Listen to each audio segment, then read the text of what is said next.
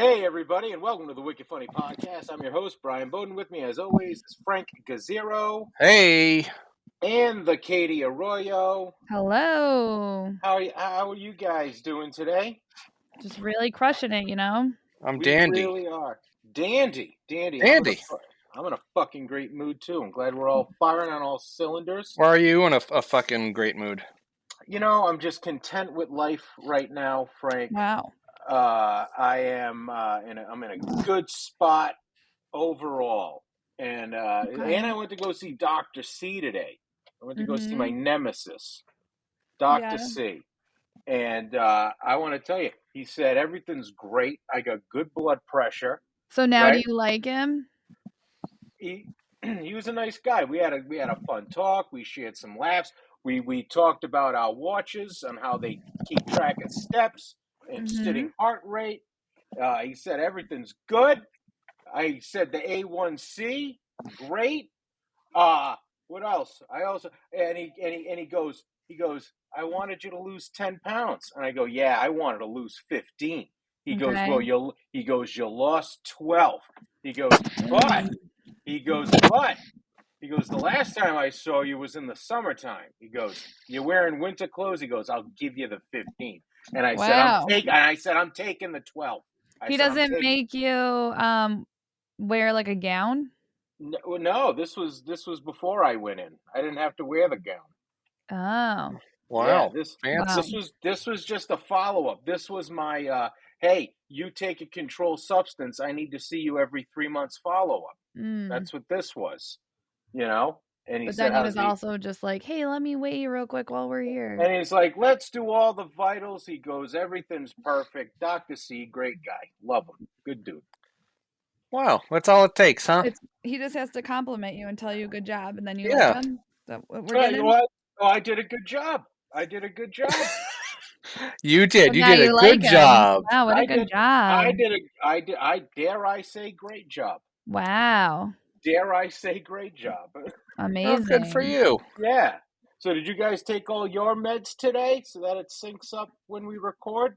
Brian, I think like me and Frank not taking them isn't as detrimental as when you don't take them.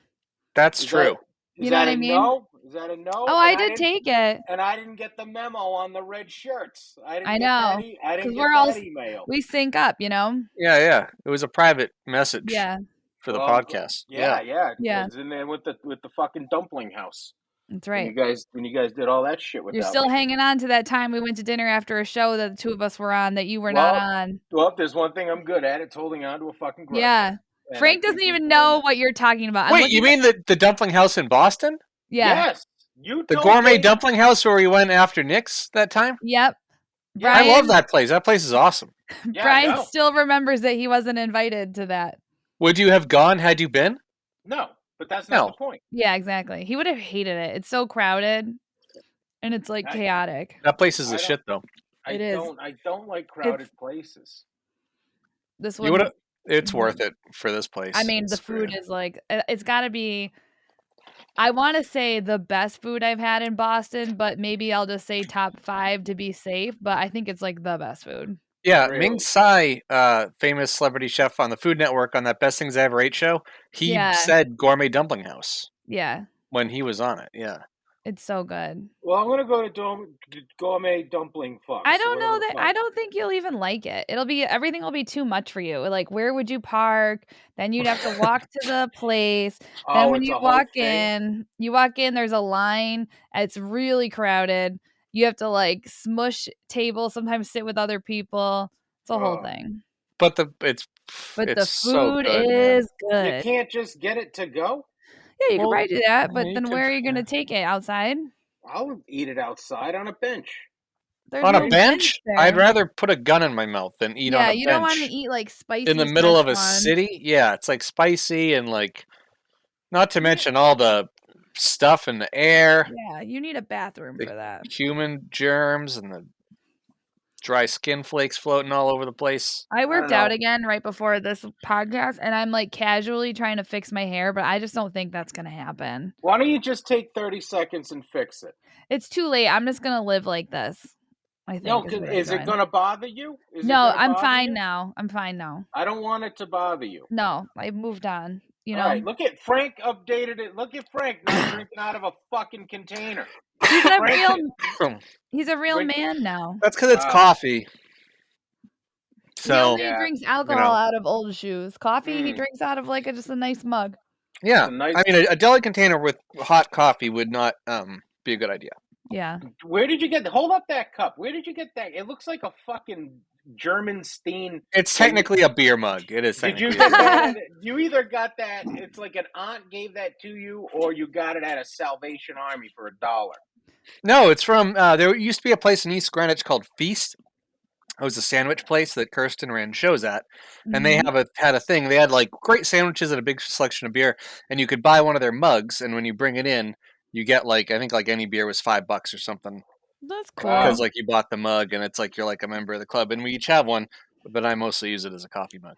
I went to a bar when I was a freshman in college called PJ Bottoms, and you used to go and pay $7 for a plastic cup, and then you could drink all the drinks you want out of that cup all night. Wow. Sounds like a Katie Arroyo type of fucking place. You used to get very drunk. Very And did drunk. you wear your PJ Bottoms when you went? No, I wore like low cut, you know, like those low rise pants that were popular. Yeah, Frank, can you fucking go kick that dog? Hey! God damn Really got him. It's probably gonna keep going. Why? I don't know. I heard a sound outside, so he's gonna be. He's all upset. Responding to it, you know. And the neighbor's been letting his dog out lately in the front lawn. Like he'll just tie it up in the front yard instead of his backyard. So his dog barks at everything. That's so then our dogs hear the dog barking because it's only 20 feet away, and they freak out. You know. So how are you going to combat this? Are you going to start putting your dog outside on the front lawn? What do you do? Under no circumstances. What do you do? How do you fight this thing? You don't. What do you do? What am I going to do? Dog. There's a lot of things you can do. Like what? Throw your dog shit in his yard. I don't think that would work. I don't want to start a war with the neighbor. Start a war with the fucking neighbor. I'd come outside when it was barking and I would be like, oh my God. I would like take it and bring it to the door and be like, hey, your dog's been outside. I didn't know if you knew that you left him out there. Even though it's tied up and everything. Yeah, exactly. Is this the Asian fella? Is this the Asian fella? The Asian fella? The Asian fella? I don't even know what you're talking about. I have no idea what you're talking about. Your neighbor, the Asian fella. I don't have an Asian neighbor. I think you just made this up. No, Frank's always had an Asian. What are you trying to be an edgelord right now? What's happening? I've never had an Asian neighbor. You've said that. You've said he's I don't think so. I don't think so. I've never even talked about him doing karate or anything like that. No. Yeah, where did you come up with this? From Frank's face when he said it. No, he's not Asian. Think so. I think he's Portuguese. If I had to guess. I would guess he's Portuguese too. Frank lives across the street from the worst Portuguese festival that's ever been thrown in the history of mankind. Wow. Katie, it is a fucking train. It is a. Why do you know? Because you went? Yeah, they got good cassarla. The food's good. The food's slamming. But you have to fucking, oh my God, the people there, it's like, Frank, describe this thing. It's like a trailer park on crack. Imagine like a fair. Imagine like a fair. I know what a Portuguese fest looks like. Yeah, there's like rides and there's like a whole like section with like trinkets and booths and games and stuff. You think you know. And there's food. To many Portuguese fests. And the parade, I will say the parade is very long. I don't like parades to begin with, and these parades for these things aren't typically exciting. It's a lot of like little kids and stuff. It's a lot of just like your neighbors walking by and you're like, hey, nice to see you again. This time in a line. The Asian fella. He goes there as a rickshaw. I don't know where you got There's that no from. Asian people, as far as I know, in West Warwick, Rhode Island. They're all Portuguese. Wait, I don't even know what is the population there. It's a lot of Portuguese. There's like 4, I think, Portuguese clubs, social clubs within like a quarter mile. My friend lived in a Portuguese neighborhood, and there was a really good Portuguese restaurant, and they wouldn't speak English, and so we would walk there, and like one night we walked there and we drank a bunch of wine, and then we like walked back to his house, and just with like the Portuguese like bakeries and that kind of stuff on the way back to his house, and just having eaten in a place where literally no one is speaking English, we like walked home and I'm like, don't you feel like we're on vacation in Europe right now? So like it just feels like yeah, it's cool. Katie, yeah. you should get drunk and go to Cranston, Rhode Island. It'll be like you're in Little Italy. Yeah. You'd love it. A Federal Hill. Get some Yeah. pizza. I do like Or pizza. come to my house and you'll be in Chinatown if you're Brian. Yeah, according to what Brian thinks. I thought you were fucking with me just then. Frank, you said it. You said it while we're I've never said I have a Chinese neighbor, an Asian neighbor, or anything like that. Asian. Why would I say that? Yeah. I don't know. I don't know why you would, but you did. Like I'm complaining. I got this Chinese neighbor. He's always kung fu kicking everything over there. If he said that, we'd have to like talk to Frank and be like, "What are you doing?" Yeah. I got this Chinaman next door from Korea. Yeah, I would be like, you "You know need to talk to someone about." Like, yeah, to be fair, if there was an Asian fellow living next to Frank, we'd hear a lot about it a lot more. That's your reasoning. That's my reasoning for him not living next to an Asian guy. But who the fuck knows? No one knows. Who knows? Who knows? Yeah. Well, I do. I don't live next to an Asian person. Yeah, actually, everybody knows. Yeah, I know for a fact. Well, news to me. Katie just got back from a trip to California. I did. How was that?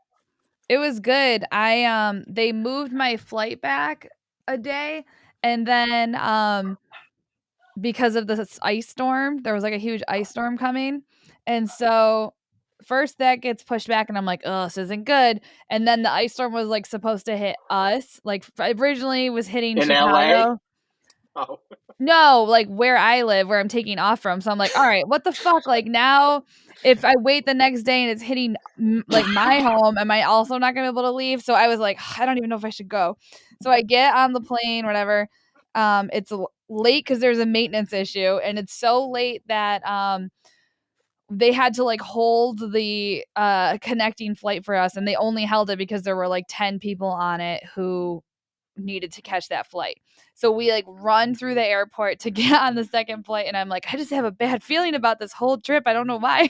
So I'm on my connecting flight, and I'm about to doze off, and I hear the flight attendant go, has he eaten anything today?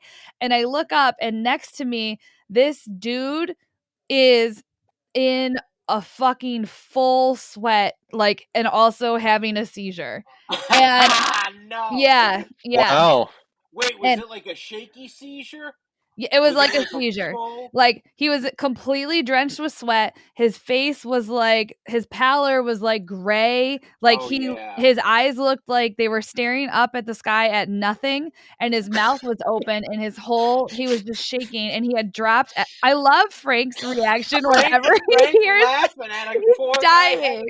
Well, it's because there are two thoughts. My first one was, boy, I hope she clarified. Like, I hope Brian's hearing that this is not a story about an Asian person. It's just a person having a seizure. A regular person. But then, as you were describing the person, the picture in my head changed with each detail. So at first it was just like a person being asked if they ate, and then it was like, and then his mouth was like this, and his eyes were like this, and he was sweaty. So it was like all these details kept getting added in. You know, That's how usually stories work. Yeah, Katie really paints a picture.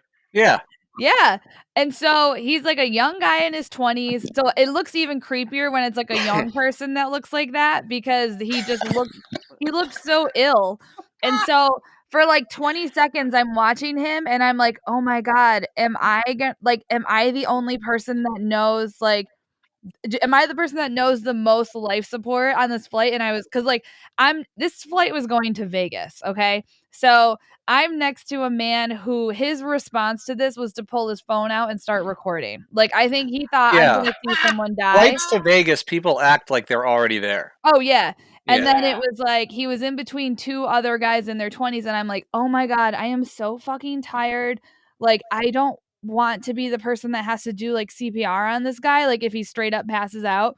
And then I'm like sitting there, and I'm getting ready to be like, should I be the one that has to get up? Should I get up? And this lady, thank God, 2 seats above in front of him goes, she's like, I'm a physician. And I'm like, thank you, Jesus. So I like sat back down and I go to the guy next to me and I was like, I'm going to ring the bell and ask why my soda's taking so long. But so he ends up like I have a picture of him that I took from when he was well, because I was telling Josh, the first thing I thought was, I was like, oh my God, I wish Josh was here because I don't want to have to fix this guy. I want Josh to have to do it. Oh my God. And then that's like when Frank was in that dilemma with the guy in the snow guy that got yeah. Oh, that wasn't a dilemma. That was an easy. That was easy. Yeah, Katie was he didn't do any thinking. Yeah, well, I was just like, oh my God. Like, I literally just got recertified and I was like, and when we were taking the class, I was like, I don't ever want to have to do this and like crack someone's ribs and shit. And then I'm like, I'm gonna have to do it. Yeah, well, I mean, it's probably a better attitude than like, I can't wait to do this. Yeah. Yeah. That seems worse, you know. But so luckily, like he just had like he had like a seizure and then he was okay for 1 second and then he like went back into it and then he got hold on, I'm going back. I'm gonna go back in. Okay, all right, I'll be right back. Have you guys never seen someone have a seizure? I've seen people I have not. No. I've seen hundreds of seizures. It looks hilarious on TV. It does. It looks scary. With the shaking and the. No, if you've ever been around somebody having a seizure, it is one of the scariest things you can see. It's very scary. Yeah. And the worst is when they like pee their pants. I don't know why when somebody pees their pants, it's fucking Frank. It scares you? It just freaks me out. Like when I see a person peeing their pants, I'm like, things are not going great. Like I know you can shit your pants all the time. No, they're going hilarious. Frank's like desensitized. I'm like, oh no, things are not good. I would be concerned, but I would also giggle a little. When Kirsten works with animals and caring for them, and she has to tell like probably some really sad stories at work. And when she comes home and tells you them, Frank, do you do this? Like, no, really, those stories usually bum me out because I picture like a little puppy or a cat or whatever. Yeah, you know, and yeah, when we first started dating, she said there was some situation where this was forever ago, years ago. They got, I don't know if it was like someone like left a bunch of puppies, you know, like at their doorstep or something like that, or a guy dropped them off. And which does happen sometimes. People just leave shit, but they are all sick. Leave shit.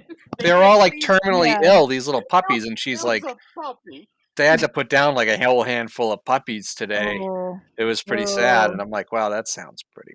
Wow, yeah. Do they do it all in one shot, or is it like? Well, like one giant needle that sticks through all of them at the same time. They put them in like puppy. I don't know how they do it. Yeah. Roof to the dumpster. That's how I would have done it. But so that little guy, the guy stopped seizing, and then he spent the rest of the flight, like everyone else has to wear their mask, and his was just like hanging on his chin, and he was just laying there like looking up at the ceiling. And this was like 20 minutes into the flight. And here's the creepier part. 2 seconds before that started, I was just thinking, and I was like, I wonder, like, if somebody dies on the plane, everyone just has to sit on the plane with this corpse. You know what I mean? Yeah. I think they move it. I hope they don't. I hope they leave the tray table down and the seat back and the guy just... There. What a pain to move him. Because the attendant comes over and he goes, okay, so but if they move him... We're just gonna leave him here. Yeah, like just throw peanuts at him and stuff. But is there is there a corpse closet? Like, where would it go? Because I'm sure there's some kind of protocol. There's got to be a trap door or something. There's got to be something. But I was literally thinking, I'm like, what is that? And then I was just thinking, like, if I ever wrote like a scene or something where someone died on an airplane, I'd have to talk to like a flight attendant and ask them, like, what do you do when someone dies? Yeah, you would. And then literally 2 seconds later, this fucking guy starts, and I was like, "Oh no, what did I do?" Because I pictured like a white guy dying on the plane. I have the answer. If a passenger dies, are you Googling it? Yes. Okay, what happens? The bodies are often moved to an empty row or business class away from others on board. Hold on, Frank. Here's the funny part. The funny part is the people who pay the most for tickets have to sit next to a body. I was literally just thinking that. Can you imagine the guy in first class? I beg your pardon. Yeah, he'd be like, "You need to give me another, like, a bottle of champagne if I'm going to sit next to this peasant." You made me spill my Chardonnay moving that If I'm dead gonna sit, body. if I'm going to sit next to this dead peasant, I need another drink. He smells already. He smells poor. But no, so here's the fucking the coup de grace. Okay. They move away from others on board and covered by a rug. That's the thing that I can't get over. A rug? Where's there a rug? A rug. And why would they have a rug at all? Is it just a dead body rug?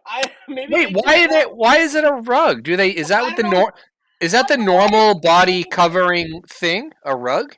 I don't know. I would think it would be a sheet. Is that like industry standard dead body cover? This thing says if the crew determine the passenger died, they will generally leave them be until the plane lands. Just the flight crew. Maybe it'll get better. Just leave them there. Look at this. The flight crew is not authorized to determine the cause of death or perform any complex medical exams, so it's standard for them to leave the body until they land. Once landed, the passengers deplane as usual. Can you imagine being like, "Excuse me, sir," and you're like climbing over this corpse to just get your fucking carry-on? No, you know what'll happen to me? Whenever I fly, I eat an edible and I take a nap, so I would miss the death. I would miss everything. Oh. I would wake up, walk down the aisle, and then like wait for this guy to get out and get mad. Like, yeah, you'd be like, "Look at this fucking guy, Jesus!" Wait, I forgot to tell you. I forgot to tell you guys the best part of the story. Okay, he was wearing a rug. No, I'm in the middle seat, right? So I'm in the middle seat, and to my left, which is across the aisle, is the guy. And so immediately to my left is this young girl in like her 20s. And then to my right is this guy in his 30s who's like rough late 30s. And he's the one who was like, he had his phone out like he was ready to record. And I was like, if I have to fucking tell this guy not to record him, we're going to have like a little problem. And so the whole time this is happening, right next to the girl who's in the aisle, she, like, 3 flight attendants were there. Then the doctor runs over, and that's how bad he was because he dropped shit. Like, it was a whole fucking thing. And what airline was it? Wow. Southwest. It was Southwest. There's no entertainment on Southwest either. Well, so she had her headphones in, and I kept looking down at her phone, and it was like big text messages coming up across and at the screen, and I was like, who the fuck is she talking to? And she's literally like hunched over, and like the flight attendants had to bump into her. Like the doctor had to bump into her to get to the person. And so the guy like comes to again, and he's like got a towel around his neck, and he's like a little more normal looking. And so the doctor goes back to her seat, and the whole plane starts clapping. And then and the girl that's sitting next to me like pulls her headphones out of her ears, and she goes, "Oh my God, I missed it." And she goes, "Why didn't you tell me?" And I was like, and in my mind I was like, "'Cause I'm not going to tell you to go look at a guy who might be dying." Like, I don't know what to so she goes, did she know what she missed? No, she goes, "Why didn't you tell me?" And she goes, "What happened? Did somebody get engaged?" And we go, "Oh no." You should have been like, "Yep, that's what happened." Yeah, we were like, not even a little bit. And then she goes, "It was a gender reveal party." But she goes, and people were thrilled it wasn't the other one. Yeah. But she goes, "Oh my God." And she was like, "Okay, well, I understand why you didn't tell me that." And then she goes, "I'm just watching the show called The Tindler Swindler, and it is so good." Tindler Swindler? Well, you guys, then I watched Kirsten was watching that. I watched it 3 days later. She goes, "Listen," she goes, "this show is really good. You do have to watch it." And I was like, I mean, it kept you from noticing a guy like dying. So that is true. That's a lot of commotion. Yeah. Yeah. Oh my God. Isn't that so funny? That's pretty funny. Yeah, man, that whole fucking thing. So what's the Tindler Swindler about? It's really good. So wait, Brian, what do you think it's about? Yeah, what do you Okay. Yeah. Tindler Swindler. Okay. Okay. I think Tindler Swindler, and you said it's a TV show? It's on Netflix. Netflix. Okay, I hope this is what it's about. If not, this should be a show on Okay. Netflix where you match people on Tinder Okay. and they follow and you meet up with them on a date, but then you really get to follow that person that you matched around and see how how different they are than the person that they are in the profile, and you swindle them. The Tinder Swindler. Okay. So at the So end, the person's like they have to decide how much of a swindler they are. That sort of thing. Something like that. Yeah. All right. okay. No. Okay. Oh man. I don't even know if you're in the right genre. Yeah, I don't know. It's not a reality show in that way. It's a documentary. And Ooh. I got distracted because I was closing out my tab about dead people flying, and someone said, if you've done a lot of flights, chances are you've flown with someone who died and you didn't even know it. And then it goes, thousands of dead bodies are buried every year. And I was like, whoa. Isn't that Okay. crazy? Yeah. I have another Okay. crazy stat. A lot of people die at Disney World too. Like I'm more than you sure. think, like suicide. Oh, really? Yeah. Yeah, I did comedy in Florida with a guy. And I'm like, "Oh, what do you?" I was like, what? Okay. He killed himself at Disney World. He killed You guys, himself I at did Disneyland. comedy. I did comedy with a guy who went on a plane before. No, he used to do security at Disney, or he did security at Disney, and he goes, dude, yeah, man, I work security over at Disney. You'd be surprised at how many motherfuckers die in Disney. And I'm like, yeah, I'm sure, like old people, heat stroke. He's like, nah, man, people Yeah. kill themselves all the time. How do they do it? Yeah, exactly. How He did they said do it? one guy jumped off a building. Some people just check into their hotel room and Oh kill themselves in my, Disney. at Disney World. At Like, Disney. why? Maybe they're like, this really isn't $100 a day good, you know?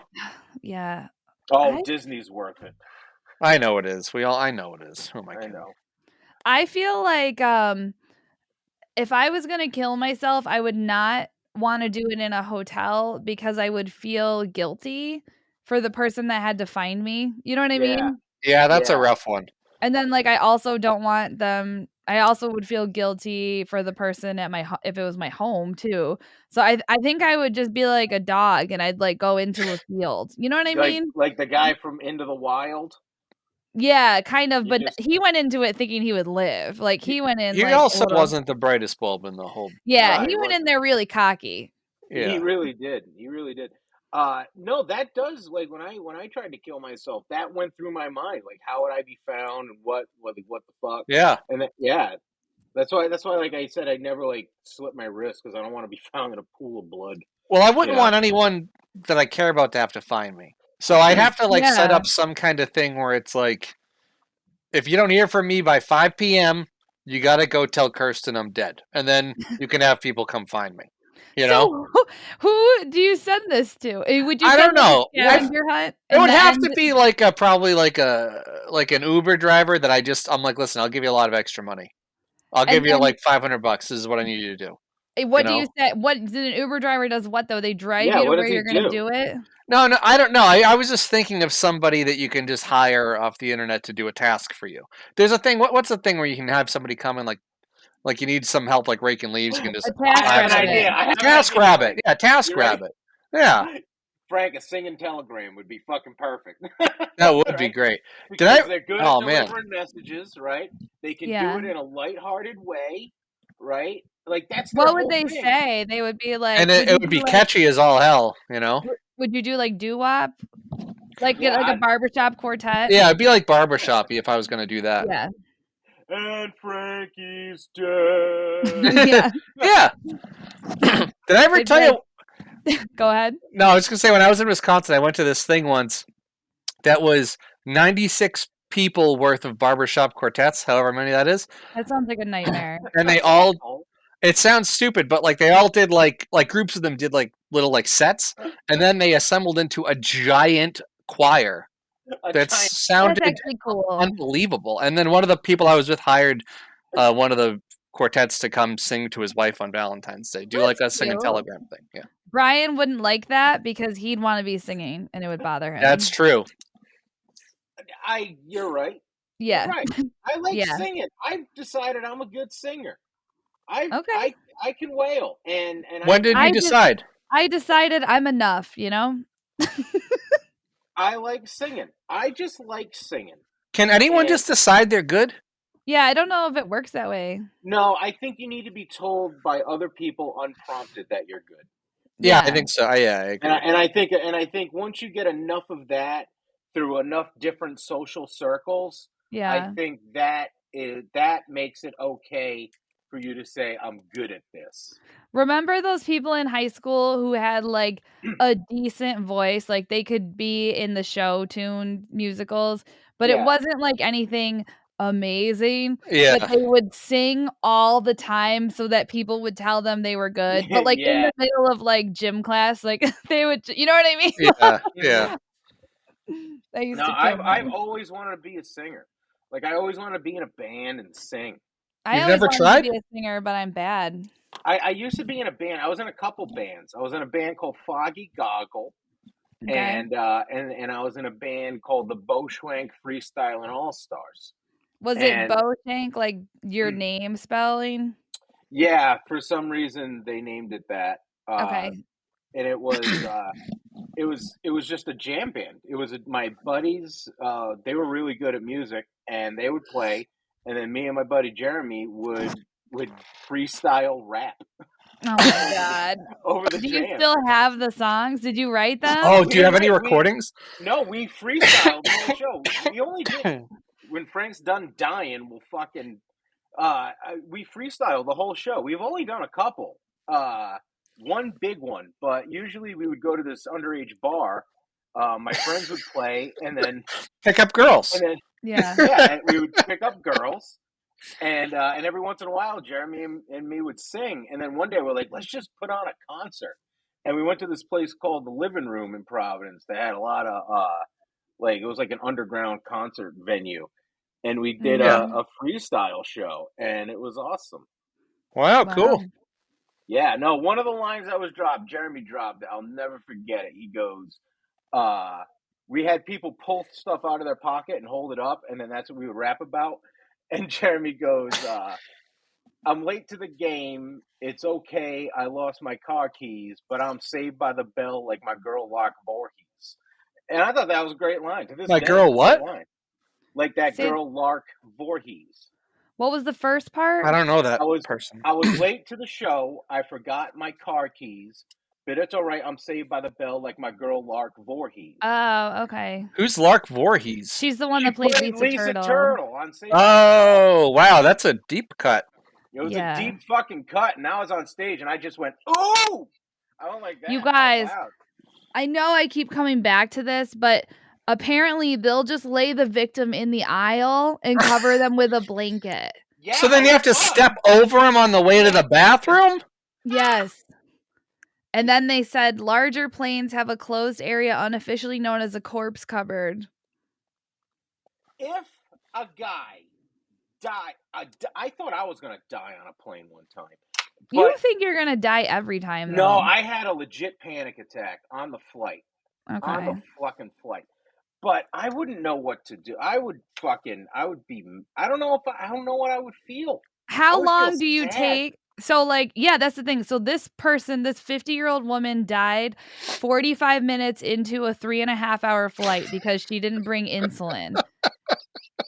Do you think Frank has like a sociopathic like miswiring? Listen to him.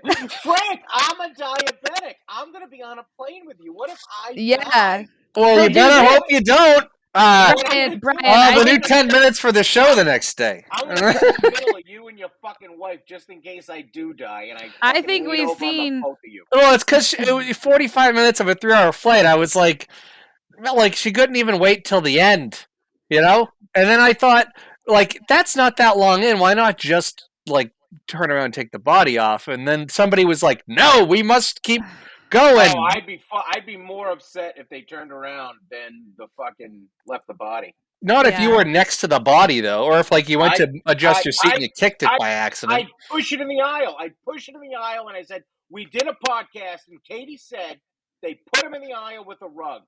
Put her in the aisle. Okay, but here's a question. Then we can talk about it. We can move on. if you are on like a 3 or 4 hour flight and somebody dies an hour in, how long do you wait until you can start watching Netflix on your phone? Oh, I mean, you don't wait at all. You just you don't wait at all. You just go back to it. Actually, you know what? Let's really break it down because I'm gonna want to see all the shit, right? So the Well, person dies. first of all, there's the action of them dying, right? Like if someone, like in this case, the person's diabetic, so she's like flipping out for a while. Like, you know what I mean? Like she's like, "Oh shit, this isn't good." She's all sweaty, just like She's my running husband. around the plane. She's flipping Yeah. things around. She should have been running around being like, "Does anybody have insulin on this flight?" But I don't know what she did. So there's that whole scene. And then like you try to resuscitate them like they did to this lady, and then if that doesn't work, do you just like you're like, oh, okay, we're calling time of death, and then you just go back to your seat and like get your like snacks out, like you just get your peanut M&Ms I think it out depends on how interested you are in the dead person's situation. There would be some rapport that has to happen after that. You'd have for you to. You definitely talk to your neighbor and be like, dude, like I'd never talk to the person next to me on the flight. I'd lean over and be like, "Did you see that? That was crazy." Motherfucker died over there. Yeah, now listen to me sing. Yeah, like, do you know I can sing? Speaking of dead people. So, but then you'd break. I would say, all right. So 45 minutes in, and then the whole thing front to start. When it's done, that's got to be about a half hour by the time you sit down in your flight. I would say 45 minutes. You'd be watching Netflix for the rest of the 45 minutes. The remaining 45 minutes on the flight would be Netflix until they go, all right, we're going to start our descent, because then you're going to stop watching Netflix to see if they do anything with the body. But, all right. Because that thing's going to bounce when it hits the ground. It'll be pretty funny. Yeah. Frank, picture that dead body bouncing, hitting his head on the fucking rails.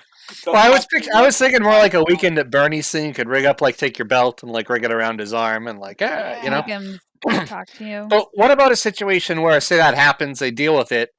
There's going to be a thing where, what if you want to go back to your Netflix thing before you feel like you should? That's like, what people I are going to mean. look at you like you're an asshole if you go back too soon. I will tell you what, I don't give a fuck about that. I would do it if I felt I needed to do it. That's how I feel. Yeah. Fuck that. There's no time limit. It's when you feel the time is right. And if my time is right, because it's the same thing as like when you go to a party and there's finger foods out. And it's like being in love. Everybody's standing around the fucking table looking at the food. Like they don't want to eat it. I'm eating it. Yeah, if it's out, I'm fucking eating it.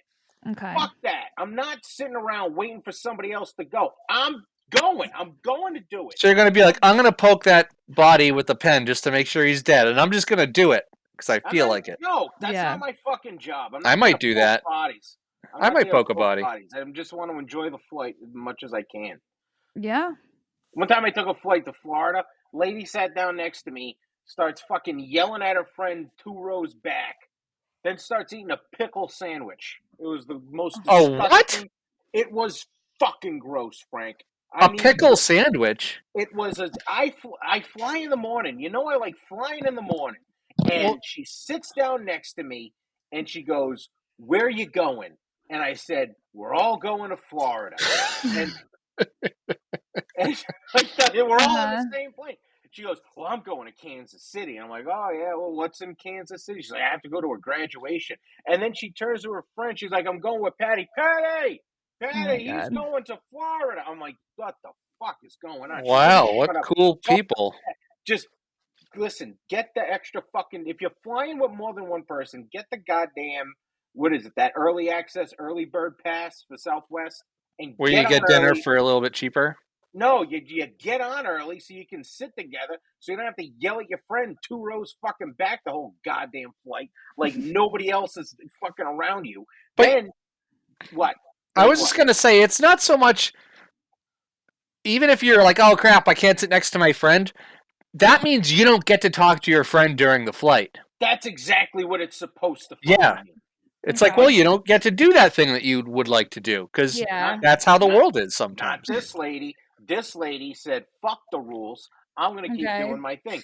Then I'm watching a movie. I had it in my head. I'm going to watch Shaft, and that's going to be the movie that I watch. And I put on Shaft, and she leans over and she goes, "You're watching a movie." And I said, "Yeah." She goes, "How do you watch movies?" And I go, "You gotta go on the internet." And she goes, "I don't know how to do that." I go, "It's the internet, but it's like any fucking internet, you know." And I'm teaching her how to go on the internet so she can watch a movie so she can shut the fuck up. And then she goes, "How do I get that movie?" I go, "It's Shaft. Go find Shaft. That's the movie that I'm watching." And then she goes, "Okay." Then she takes out this sandwich that had pickles on it. It had pickles. It was 7 o'clock in the morning, and she was eating pickles at 7. I know pickles are the fucking hottest thing now, and everybody likes pickles. I don't think they're the hottest thing. Katie, they're a pretty people big love deal pickles. right now. They're getting up. They are? People love, yeah. It's like a trendy, like artisanal pickle situation. Yeah, It's like pickle palooza. Okay. I'm down with it. I like a good pickle. People eating fried pickles and pickled fucking Fried pickles are pretty good when they're done right. It was like a stack of pickles and a slice of ham is what the fuck this lady was eating. And then she keeps talking to me like little dumb things about the weather. And I How old wanted was to she? end. She was like older. She was like 45, 50-ish. And That then is young enough to know that you're being a I'm nuisance. sweating. I'm sweating at this point. Wait, because you're having your panic attack? Because I'm having a panic attack now. Because I tried to take melatonin to fall asleep and it wasn't working. And it was just so bad. It was so bad. And then to add insult to injury, Southwest does the fucking jokes. You know how Southwest does their little jokes and they make it fun? Yeah. Not This really. lady starts singing like to the tune of Old McDonald's, like, "Time to put your phones away." I'm like, what the? Well, that's Mary Had a Little Lamb, but she's doing Mary. Yeah, I was like, what? She's doing Mary Had a Little Lamb, and now you put your phone away, hooked on phonics, put away, and I'm like, what the fuck are you doing? I have a video of this. Hooked on phonics? So She you were in the said middle of a hooked on panic phonics. attack, but you had time. You had your wits about you. Well, he wasn't panicking that much. I wasn't panicking. I just needed it to be documented. This fucking chaos that was going on. You know what though? I sweat a lot on airplanes too, and I'm rarely comfortable temperature wise on an airplane because I'm always really hot for some reason. I hate when I'm hot. I'd rather be cold. Oh, me too. Then I get like nauseous. On the way home, I had a 3-hour layover, so I had I guess it was the equivalent of 4 glasses of wine because it was 2 Gigundo glasses. The Gigundo ones, yeah. Yeah. And so I got on the plane and there was like a little bit of turbulence and I was like, ooh, that wasn't a good choice. You know what I mean? And then I got really hot and I was like, I want to die. Being too hot is the most uncomfortable. Ugh, I'm so anal about getting hot on an airplane. I will sit on the opposite. I will try to sit on the opposite side of where I think the sun's going to be when we fly. How do you? How do you make that decision? Like, how do you figure it out? If I'm going to Florida, it's Providence to Florida, so the plane's flying south. The sun rises in the east, sets in the west, so I sit on the right side of the plane. Okay. I was once. God, what? No, because of the sun. No, that makes sense. I was expecting you to have a not straightforward like a stupid answer. I thought it'd be a stupid answer. I'm gonna be honest. It was a very well thought out fucking answer, wasn't it? It was pretty well thought out. I was once in a plane and saw the sunset and the moon rising at the same time out of each side of the plane. Wow, were you in Asia? No. With your neighbor? Were you with your neighbor? Yeah, I was with my neighbor visiting his family in Asia country. In Asia general. Yeah. Asia general. Just general Asia. You know, the general one. That's where the regular Asians are. The regular one, Yeah. He's wealthy. He's singer rich. Yeah. Oh boy. Because he's not Singapore. Oh my god. I hate that joke. I'm so mad at Frank for laughing at That this. took me a second to get it, but no, it's funny. I like it. I like Fucking it. rich. Frank hasn't laughed this hard since we discussed since we did I can't even talk. Frank. Since we described the man dying on the plane. We should have more bad stories like that. Frank, I'll see what I can find. Frank, when we go to Florida, what would you rather happen on our flight? Somebody having a seizure or, and let me just throw this out there, a stroke where half their face hangs off like their face starts hanging and shit. Okay, no, I have a question. Frank, would you rather a kind, sweet, like a 50-ish-year-old woman die because she didn't bring her insulin and she's like crying and her husband's there? And would you rather have that happen on the plane, or would you rather be forced to sit next to Brian having a panic attack through the entire flight? Oh, seizure death lady for sure. Oh, Though I'm also pretty sure when people die from that, I don't think they're like awake, like slowly fading away, like goodbye, I love you. I think people who have insulin issues, don't they just like pass out and Well, then they they don't say, wake up "Oh, again? I feel so shitty," and then they have this terrible look on their face while they shake and their mouth hangs open and they're in a full yeah. sweat. Yeah, that it would be. You'd have to be the perfect looking person for that to be very funny. I think. Because it would be so tough for you to choose because you'd be inconvenienced by the lady for maybe like 20 minutes, but Brian would be inconveniencing you for the entire flight. Yeah, but if he was having a quiet panic attack, It's not quiet. It's like a level 10 Brian panic attack where he's like he's recording the attendants when they talk. He's like, "Ugh, I don't like this," and he's like getting up and stuff. yeah, he's like, I gotta go find I gotta go. You know Yeah. what I don't like? I don't like how Katie knows me to the point where I'm like, she knows my squirmy, like, get the fuck. Oh, god damn it. I can't feel my hands and shit. And, yeah, and you'd start like bouncing around in your seat, just trying to he's get doing a lot of comfortable and this. moving stuff. Yeah. All right, I got it. I'm sorry, I gotta get up. I gotta get up and get my I thing out of like this. And then they would be like, "Sir, the seatbelt thing is on," and he'd be like, "Oh, I can't do it. I can't do it right now." It'd be a whole thing. There would be a whole thing. I've lost enough weight where I don't need the extender anymore. So that's. I mean, plus. I feel like any person above a size 10, I feel like needs a fucking extender because those seatbelts are so little. I did it last time I was on a plane. I go, oh my goodness! Look at me not needing to be humiliated on a flight, asking for. Do you have to ask for the extender? Like, what's the deal? You know what? They need a system to where you can get access to it without like asking. You should be able. Flying is one of the most humiliating things that I've ever that I could go through in life. As a fat person. I read a book by this woman, Roxane Gay, and she talks about that. I knew Frank was gonna laugh at that. I don't know why I knew it. Her last name's Gay. I honestly was like, don't even say her last name, Katie. Just say Roxanne. But she is a large woman. Like she's like over 6. I knew he's gonna laugh at that, but she's over 6 foot tall and she's heavy. And she talked about how fat. She's a big fat. She's just a big person, and so she wrote a whole book about this situation. Oh my God, Frank! Hey Frank! She's got a nice face. He's dying right now. Yeah, all right. But she wrote a book. There was like a whole chapter talking about flying on a plane and how it's like the most, like basically what you said, Brian, is like the most humiliating part. Like she's like, I can deal with so many things, but when I get on a plane, it's like the fucking worst. Like, and I think she was so large that she had to buy like 2 plane tickets because if she didn't, the person next to her would make like a big stink about like you sitting next to me. And part of the reason why I fly Southwest is because people pick their own seats and people can choose not to sit next to me. But then, so why would you do that to yourself though? Because then the person who does sit next to you, do you feel like, oh, they don't want to sit next to me? And also, you're not like that big. It's not like you wouldn't inconvenience me next to me on a plane. You would inconvenience me because you're annoying. Thank you.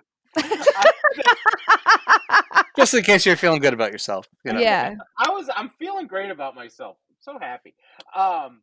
No, I've been on a couple flights where somebody's had to sit in the middle, and it really was crunch time. Like it's probably a lot better now, but like when I was at my heaviest and I was flying, like fuck no, like it was ridiculous.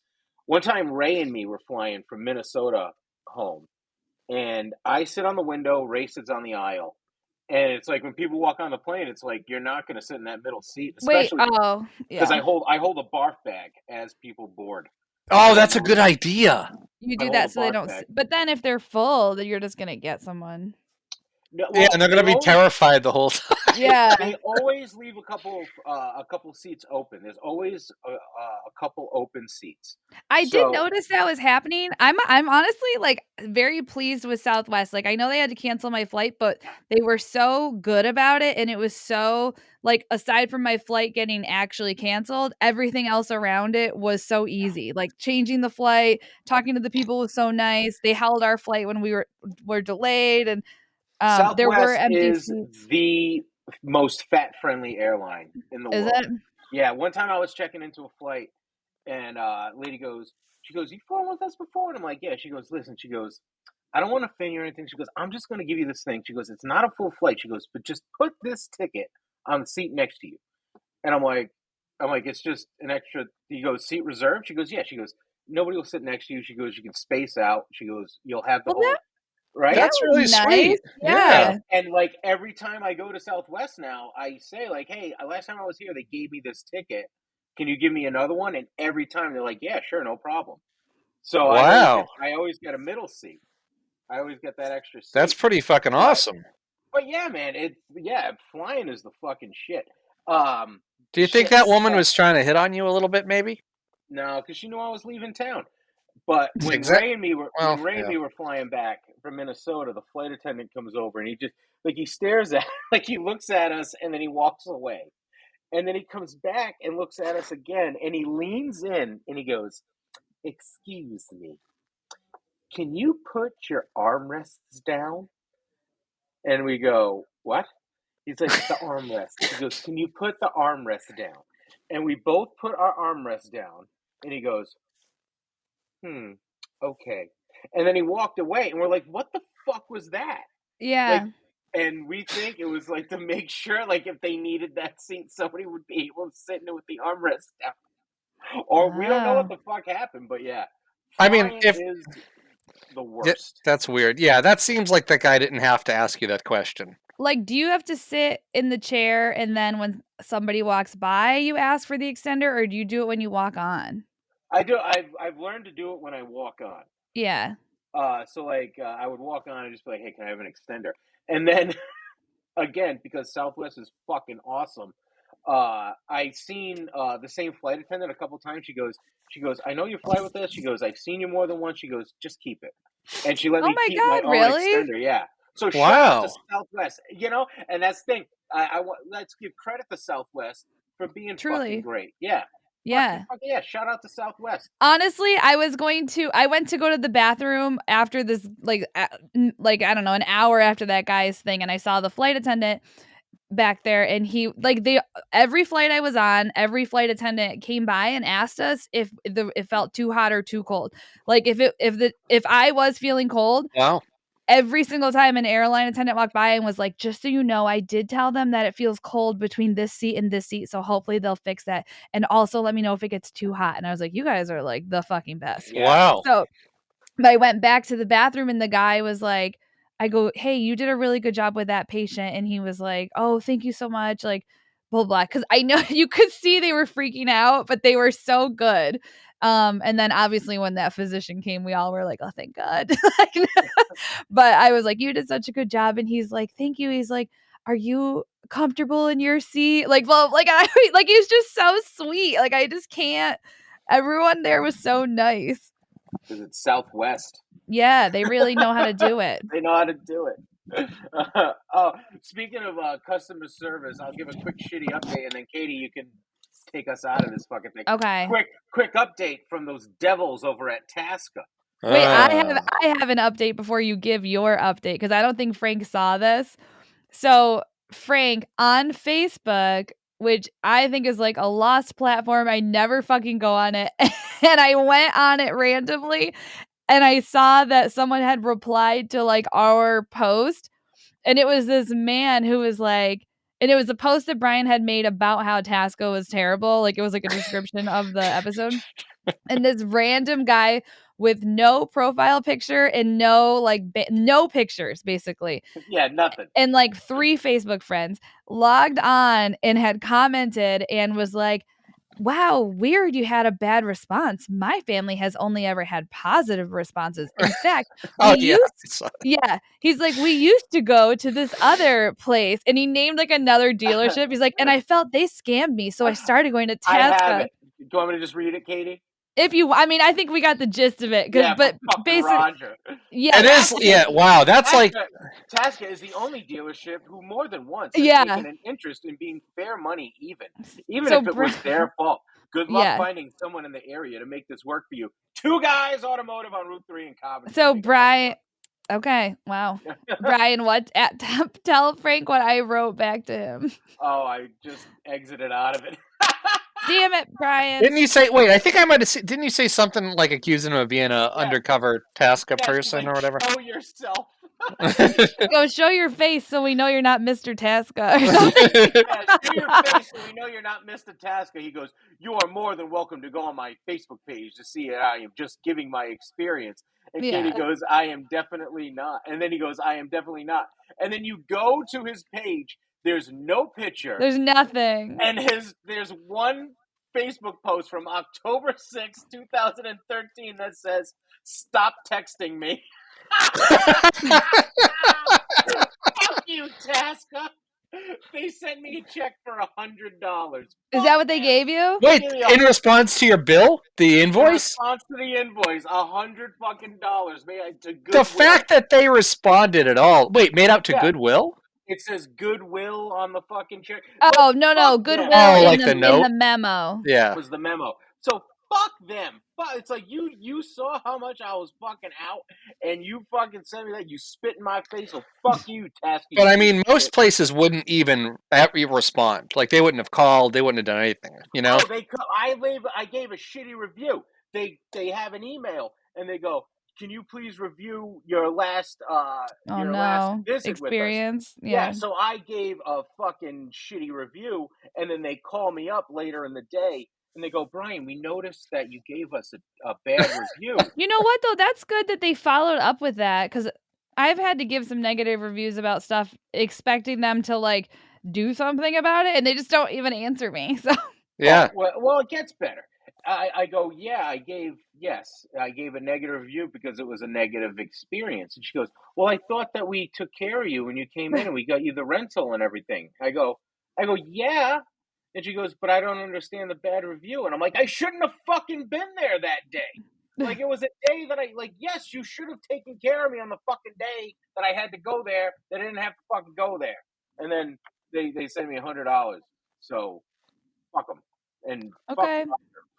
Kind of makes me want to send them an invoice. Maybe I'll get some money back from them. Send them an invoice. Everybody send Tasca an invoice. That would be just for things that bother you in general. Yeah.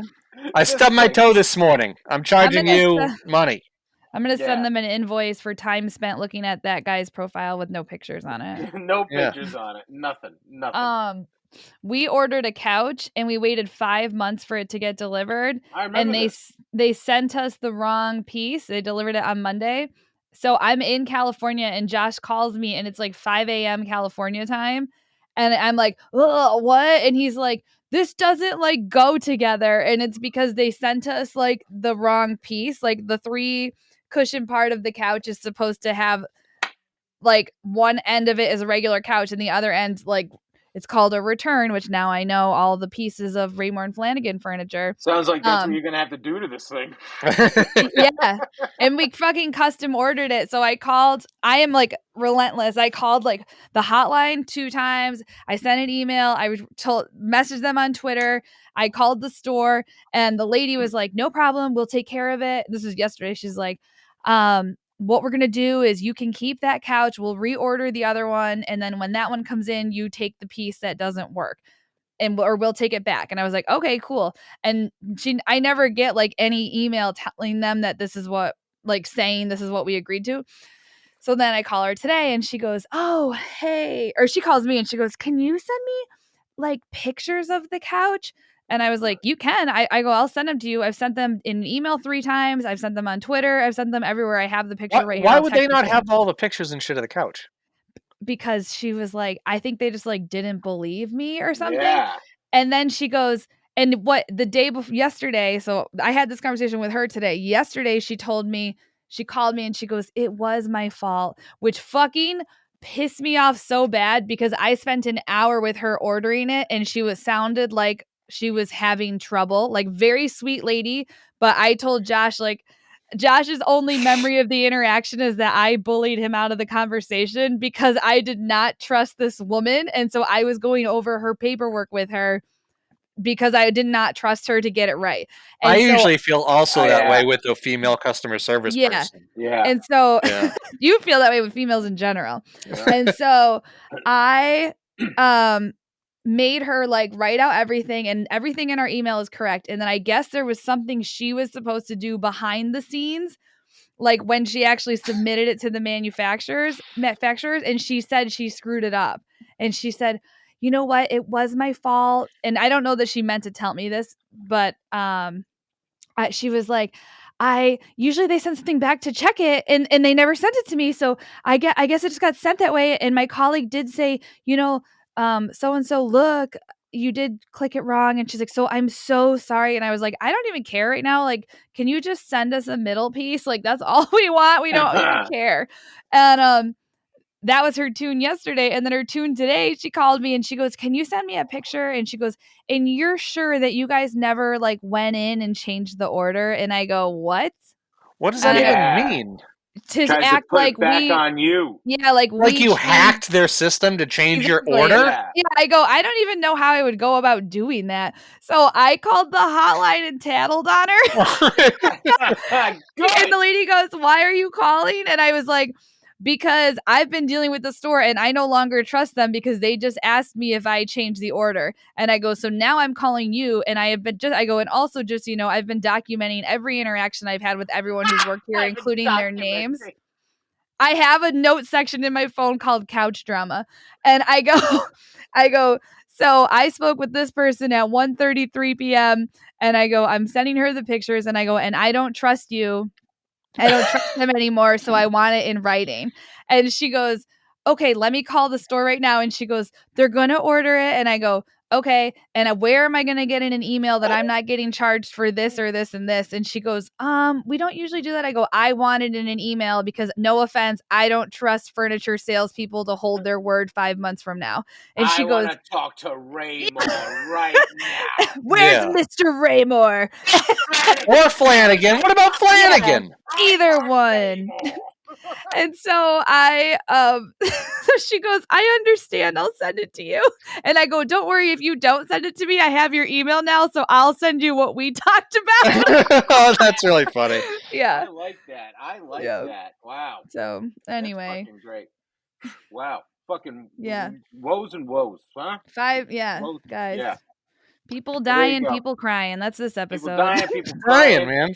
Katie gets her fucking couch all Frank laughing. And shout out to SouthBest. Katie, can you take us out of here? And everybody, I will. Listening. We'll see you on the Patreon in a little bit. Ladies and gentlemen, if you're sitting in an emergency exit row, please take this time to review the requirements for the seats. But also, guys, we love you. Thank you for listening. Thank you for sharing the episodes. Please keep tagging us in your posts. If you love us, the best favor you can do for us is just share those stupid episodes that you listen to every day and love. And guys, we are coming up on March Madness. Join our Patreon. You just have to be a member throughout the entire March Madness bracket season, and you are automatically entered for a March Madness bracket competition. You'll be what? Go ahead, Brian. We will be announcing the winner of our football pool next week. I would have announced the winner this week, but it's coming down to the Super Bowl. Oh, really? It's that tight? It's tight. There's a tie for first place. I could get the numbers. Is it me and Frank? No, it is not. I'm pretty sure it's me. But it's a tie for the first place. And wow. If one person picks the Bengals, one person picks the Rams, one of them will win the prize. Okay. If not, it comes down to the tiebreakers. Wow. So, we'll be announcing that next week. Okay. Wow. Okay. Yeah. So next week we'll be announcing the winner of our football pool, and this is the time to sign up. Wicked Funny Pod. What is it? Patreon.com/Wicked Funny Podcast. I'm lost my mojo, you guys. I saw a man almost die. But yeah, we love you guys. wickedfunnypodcast.com, and you can get all of that stuff. But please sign up for the Patreon and join the bracket, because the bigger the bracket, the more the racket. That's what they always say. That's perfect, Katie. We're going to continue this over on the Patreon. Thank you guys for listening. We'll see you next week if you're not over there. Bye.